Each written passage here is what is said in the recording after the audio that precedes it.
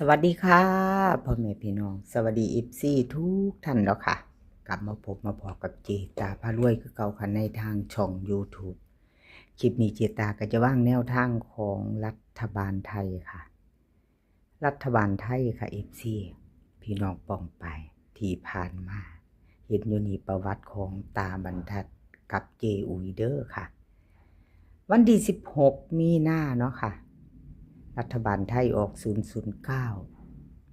00964ล่างของตาบรรทัดเทิงบนเทิงล่างเด้อพี่น้อง90แต่เป็นตัวกลับเนาะ9009 2ตัวบน46กะกลับค่ะของไทยออก64ของเพิ่นออกตัวกลับเนาะ2ตัว90ตัวเน้นตัวเจาะของเพิ่นค่ะตาบรรทัดที่ผ่านมาเอา FC ตาบรรทัดถ้าผ่านเขาไม่เห็นเนาะพี่น้องรัฐบาลไทยก็เดือนละ2เทื่อจะลืมข้าวเนาะกว่าจะได้มาพอกันเนาะค่ะมาแล้วค่ะแนวทางของตาบรรทัดกับเจอุยเพิ่นก็เข้าไป46รัฐบาลไทยออก64เนาะค่ะ009ล่าง64ตัววิ่งเพิ่นเข้าไปตัวเดียวค่ะเจอุยเพิ่นก็เข้าไปคือกันมาอยู่ค่ะรัฐบาลไทยมาถึงเจอุยกับตาบรรทัดเอาFCทั้ง2เซียนว่าจังไดคลิปนี้ก็3เซียนดังคือเก่าค่ะคุณยายใจดีตาบรรทัดเจอุยนะเพิ่นมานำกัน3เซียนดังเนาะค่ะเอาไปจะตามต่อกับมาค่ะมารับชมรับฟังพิจารณาแนวทางใหม่ของเพิ่นไปนำกันวันที่1เมษายนเนาะค่ะ1เมษายนรัฐบาลไทยเนาะเบิ่งของตาบรรทัดก่อนเนาะค่ะ FC เบิ่งของตาบรรทัดก่อนแนวทางใหม่วันที่1เมษายนค่ะเตรียมแคปหน้าจอเด้อ FC ตาบรรทัดรัฐบาลไทยวันที่1เมษายนของตาบรรทัดใครจะไปโตมาพิจารณาไปน้ำกันค่ะพี่น้องมาเบิ่งแนวทางไปน้ำกันชอบกับจัดคัดกับพานเนาะค่ะรัฐบาลไทยค่ะตาบรรทัดวิ่งเพิ่นให้มา1กับ3ค่ะ1กับ3 2ตัว4หางค่ะ1 5 1 4 3 7 3 8 3ตัวค่ะ1 3 8 3 1 5 1 3 3 1 3 7ค่ะ1 3 7วิ่งเพิ่นเด่นทอกันเด้อค่ะพี่น้องเด่นเท่ากัน1กับ3 2ตัวค่ะ2ตัวเน้น2หาง1 5กับ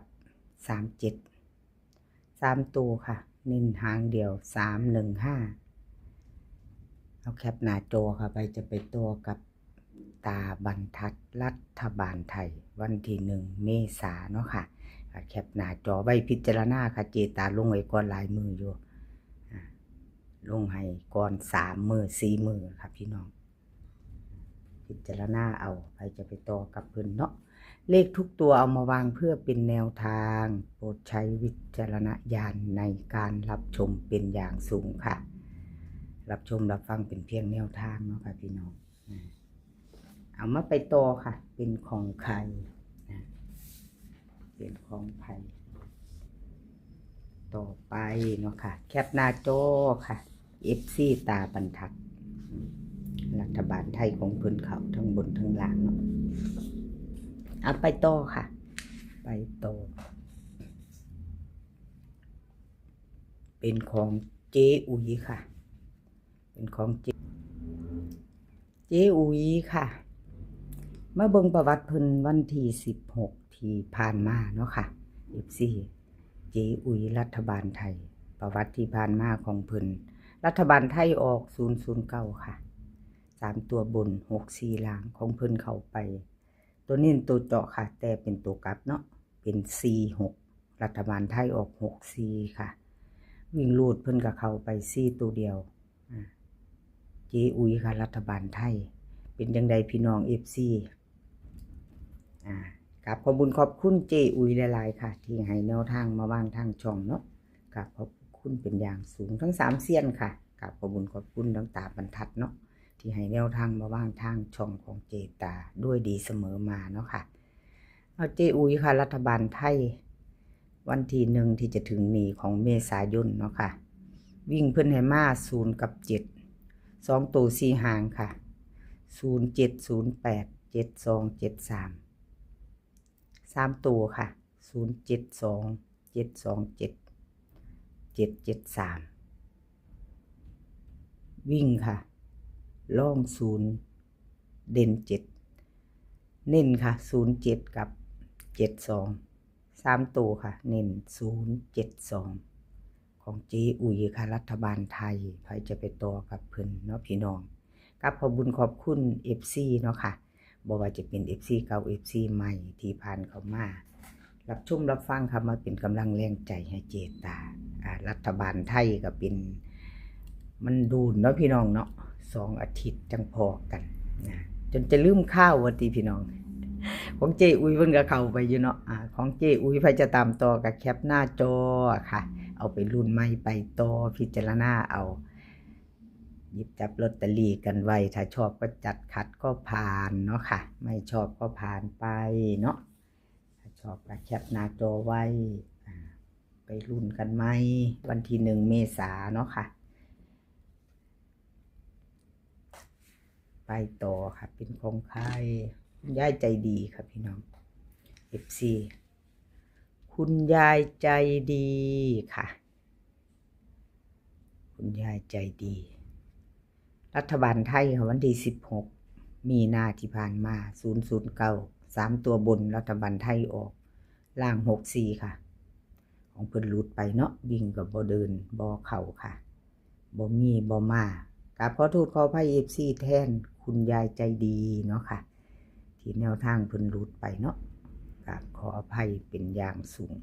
เอามาตามใหม่ไปต่อเอา FC คุณยายใจดีว่าจังใดเนาะไปพอไปใหม่กับแนวทางใหม่ของเพิ่นเนาะพี่น้องเดือนใหม่1 เมษายนค่ะ1 เมษายนFC ใหม่ค่ะถึงถ้าผ่านเขาไม่เห็นคลิปนี้เนาะเพิ่งเป็นครั้งแรกอาจจะมีเนาะพี่น้องทางช่องของเจตาพารวยเนาะคลิปนี้เป็นแนวทางของรัฐบาลไทยค่ะมี3เซียนดังตาบรรทัดเจอุ๋ยคุณยายใจดีค่ะถ้าชอบแนวทางเดียวกันยังท่านกดติดตามก็ฝากกดติดตามเนาะค่ะฝากกดติดตามแล้วก็อย่าลืมกดกระดิ่งแจ้งเตือนฝากกดติดตามกดไลค์กดแชร์เนาะค่ะกดไลค์กดแชร์เป็นกำลังใจให้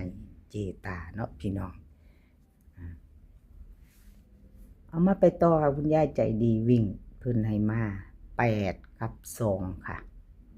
8 กับ 2 2ตัว4หางค่ะ8 2 8 3 2 6 2 5 3ตัวค่ะ3ตัว2หาง8 2 5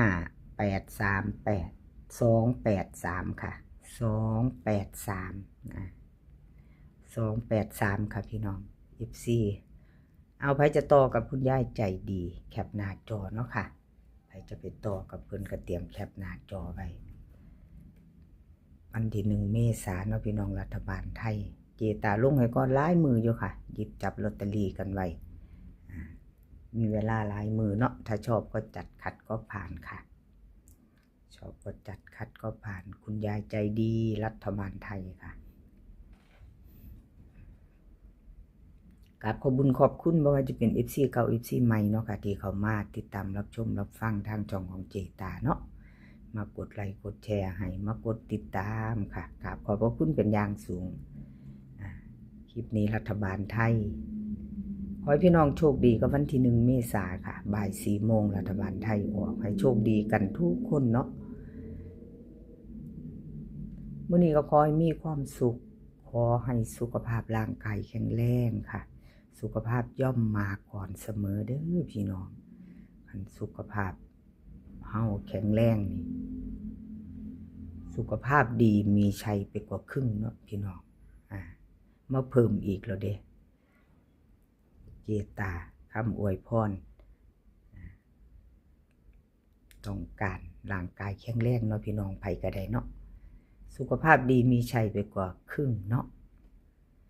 เดินทางไปไสก็ขอให้ปลอดภัยค่ะ เดินทางไปขอให้มีโชคกลับมาขอให้มีชัยคลิปหน้าพอกันใหม่คลิปนี้ค่ะ สวัสดีค่ะ